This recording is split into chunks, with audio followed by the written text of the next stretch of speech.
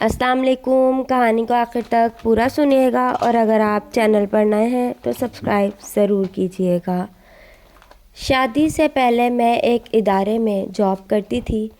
شادی ہوئی تو سوچا کہ اب جاب نہیں کروں گی، مگر شوہر نے شادی کے دوسرے دن ہی جاب پر جانے کی بات کی اور کہا ابھی میری بہت سی مشکلات ہیں، اس لیے میرا ساتھ دو. یہ سن کر میں رنجیدہ ہو گئی مگر جاب شروع کر دی اور اپنے شوہر سے کہا کہ جب میرے بچے ہوں گے تو میں جاب چھوڑ دوں گی. اس نے کہا ہاں ٹھیک ہے. یوں وقت گزرتا گیا اور میری شادی کو 2 سال ہو گئے مگر میرے بچے نہ ہوئے. شوہر سے بات کی تو وہ کہنے لگا کہ یہ نارمل بات ہے، فکر مت کرو. مگر مجھے ٹینشن ہونے لگی کیونکہ میں تھک چکی تھی اور جاب سے جان چھڑانا چاہتی تھی. اس لیے میں نے سوچا کہ مجھے اس سلسلے میں کسی لیڈی ڈاکٹر سے بات کرنی چاہیے اور یوں میں اپنی امی کے ساتھ چلی گئی.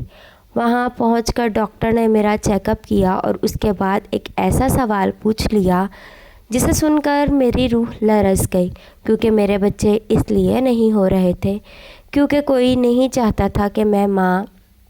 میرا نام ارم ہے اور شادی سے پہلے میں وقت گزاری کے لیے جاب کرتی تھی، لیکن جب میری شادی ہوئی تو میں نے سوچ لیا کہ اب میں جاب نہیں کروں گی. شادی سے پہلے میں ایک ادارے میں جاب کرتی تھی اور وہاں مجھے بہت اچھی تنخواہ ملتی تھی. چونکہ میرے بھائی اور ابو بھی جاب کرتے تھے اور ہمارے گھر کا گزارا اچھا ہو رہا تھا، اس لیے اپنی ساری تنخواہ میں خود ہی خرچ کرتی تھی. میں نے کئی بار امی کو گھر کے خرچ کے لیے پیسے دینے چاہے مگر اس نے لینے سے انکار کر دیا اور کہنے لگی شکر ہے ارم بیٹا، تمہارے ابو اور بھائیوں کی تنخواہ بہت اچھی ہے، اس لیے مجھے گھر کے خرچ کے لیے کسی تنگی کا سامنا نہیں کرنا پڑتا، اس لیے تم اپنی تنخواہ خود پر ہی خرچ کر لیا کرو. یہ سن کر میں نے دوبارہ اپنی تنخواہ گھر میں دینے کی کوشش نہیں کی. ہاں البتہ امی ابو اور بھائیوں کے لیے کوئی نہ کوئی ضرورت کی چیز تحفہ کہہ کر دے دیتی تھی اور وہ خوش ہو کر لے لیتے تھے. میری امی کافی سمجھدار تھی، اس لیے انہوں نے ہم بیٹیوں کا جہیز وقت کے ساتھ ساتھ بنانا شروع کر دیا. اس لیے جب میری بڑی بہن کی شادی ہوئی تو میرے گھر والوں کو کوئی خاص مسئلہ نہ ہوا، اس لیے مجھے جہیز وغیرہ کی ٹینشن نہیں تھی. اور اس لیے مجھے کوئی چیز اپنے لیے پسند آ جاتی تھی تو میں اسے اپنے جہیز کے لیے رکھ لیتی تھی، حالانکہ مجھے اسی وقت استعمال کر لینی چاہیے تھی، کیونکہ شادی کے بعد میں کسی چیز کو ویسے خوشی سے استعمال نہیں کر پائی جیسے شادی سے پہلے انجوائے کرتی. میری شادی ایک ایسے لڑکے سے ہوئی جو جاب کرتا اور اپنے گھر میں سب سے بڑا تھا اور وہ 4 بہنوں کا اکلوتا بھائی تھا. شادی ہوئی تو میں نے سوچا کہ اب جاب نہیں کروں گی اب شوہر کے ساتھ زندگی انجوائے کروں گی. مگر شوہر نے شادی کے دوسرے دن ہی جاب پر جانے کی بات کی اور کہنے لگا ارم تم نے جاب کے متعلق کیا سوچا ہے؟ یہ سن کر میں چونک گئی. ہماری ارینج میرج تھی اور ہم نے شادی سے پہلے ایک دوسرے کو سرسری انداز میں دیکھا تھا، اس لیے مجھے لگا تھا اسے میری جاب کے متعلق پتہ نہیں ہوگا. اس لیے سائم کے منہ سے یہ بات سن کر میں چونک گئی. میں اب جاب نہیں کروں گی، میں نے اسے جواب دیا تو وہ پریشانی سے اٹھ بیٹھا. کہنے لگا کیوں ارم، تم تو پچھلے 5 سالوں سے اس ادارے میں جاب کر رہی ہو اور میں ادارے کے بارے میں جانتا ہوں اور وہ پرانے ورکرز کا بہت خیال رکھتے ہیں اور مجھے پتہ چلا ہے کہ اس ادارے کا ایک آفس دبئی میں بھی ہے اور یہ اپنے پرانے اور اچھے ورکرز کو پروموشن کے چانس بھی دیتے تھے. یہ سن کر میں فکر مند ہو گئی اور سوچنے لگی کہ کہیں سائم یہ تو نہیں کہنا چاہتا کہ میں پھر سے جاب کر لوں. تبھی وہ میری جاب کے سلسلے میں اتنی انفارمیشن لے کر آیا تھا. ہاں سائم وہ سب ٹھیک ہے لیکن میں جاب نہیں کرنا چاہتی کیونکہ میں اب اپنی شادی شدہ لائف جینا چاہتی ہوں. یہ سن کر وہ میری طرف محبت سے دیکھنے لگا اور اس نے مجھ سے کہا دیکھو ارم، میں چاہتا ہوں کہ تم دوبارہ جاب کر لو کیونکہ ابھی بہت سی مشکلات ہیں میری، اس لیے میں چاہتا ہوں کہ تم میرا ساتھ دو. یہ سن کر میں رنجیدہ ہو گئی مگر میں اس کی بات سے انکار نہیں کر سکی اور پھر سے جاب شروع کر دی. لیکن اس دوران میں اپنے شوہر سے یہ کہتی رہی کہ جب میرے بچے ہوں گے تو میں جاب چھوڑ دوں گی. اس نے کہا ہاں ٹھیک ہے، تب مجھے کوئی اعتراض نہیں ہوگا. یوں اس شرط پر میں نے پھر سے جاب شروع کر دی. میرے گھر والوں نے مجھ سے پوچھا کہ تم نے تو کہا تھا کہ میں شادی کے بعد جاب نہیں کروں گی، مگر اب تو تم جاب کر رہی ہو۔ یہ سن کر میں مسکرا دی مگر اصل بات نہیں بتائی، البتہ اپنی بہن کو یہ بات بتا دی کیونکہ میں اس کے ساتھ اپنی ہر بات شیئر کرتی تھی۔ اس لیے وہ میری بات سن کر کہنے لگی، کوئی بات نہیں ارم، شادی کے بعد کوئی نہ کوئی قربانی دینی پڑتی ہے، بس تم خوش رہا کرو کیونکہ مشکل وقت گزر ہی جاتا ہے۔ ہو سکتا ہے کہ تمہیں صرف 1-2 ماہ جاب کرنی پڑے کیونکہ خوشخبری آتے دیر نہیں لگتی۔ یہ سن کر میں مطمئن ہو گئی اور دعا کی کہ ایسا ہی ہو۔ مگر 2 مہینے کیا، میری شادی کو پورا 1 سال ہو گیا مگر میں بچے کی کوئی امید تک نہیں تھی۔ اب تو میں تھکنے لگی تھی۔ یہ سچ تھا کہ میں شادی سے پہلے بھی جاب کرتی تھی مگر اپنی مرضی سے، اپنی خوشی کے لیے۔ اس لیے یہ جاب اتنی مشکل نہیں لگتی تھی جتنی اب لگ رہی تھی۔ شاید اس کی وجہ یہی تھی کہ میں اسے اب بوجھ سمجھنے لگی، اور بوجھ تو تھکا ہی دیتے ہے، اس لیے میں بھی تھک رہی تھی۔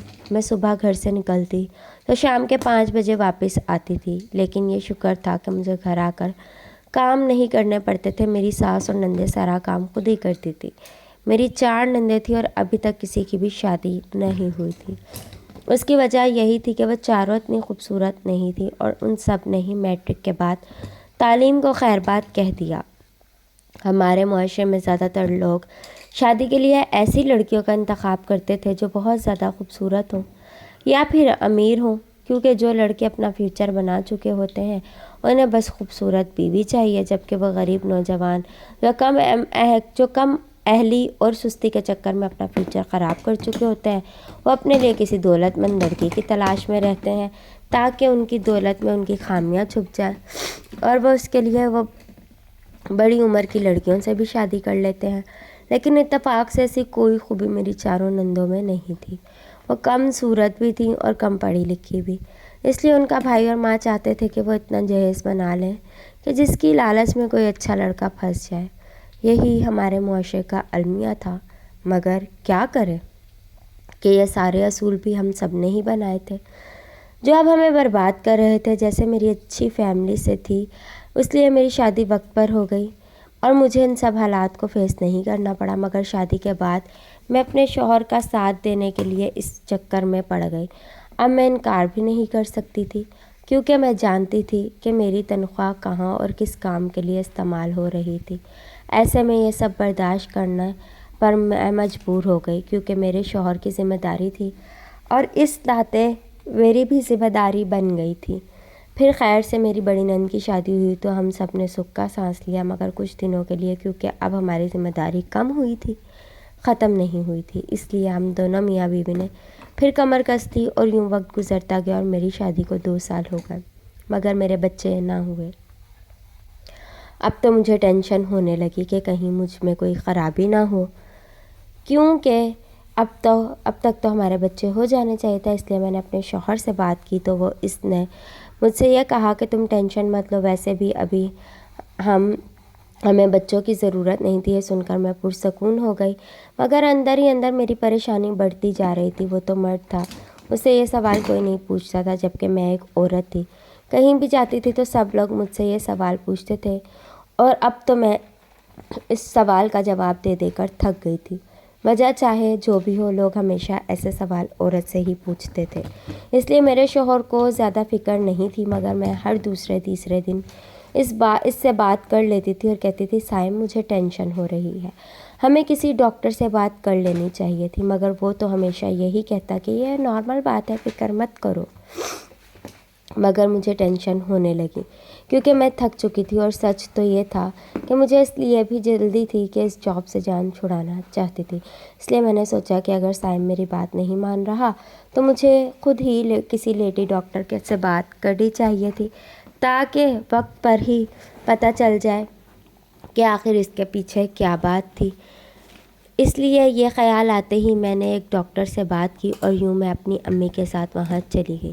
وہاں پہنچ کر اس لیڈی ڈاکٹر نے میرا چیک اپ کیا اور اس کے بعد ایک ایسا سوال کیا جسے سن کر میری روح لرز گئی۔ उस डॉक्टर ने मुझसे पूछा, क्या आप इससे पहले कोई ऐसी मेडिसिन ले रही थी जिससे आपके बच्चे ना हो? ये सुनकर मैं हक्का बक्का रह गई और उसे जवाब दिया कि नहीं, मैंने कभी ऐसी मेडिसिन नहीं ली। ये सुनकर उसने मुझे बताया कि आप बिल्कुल नॉर्मल हो और अब तक आपका बच्चा हो जाना चाहिए था और हो सकता है कि आपके शौहर बच्चा ना चाहता हो। ये सुनकर मैं शर्त रह गई, ये तो मैंने सोचा ही नहीं था।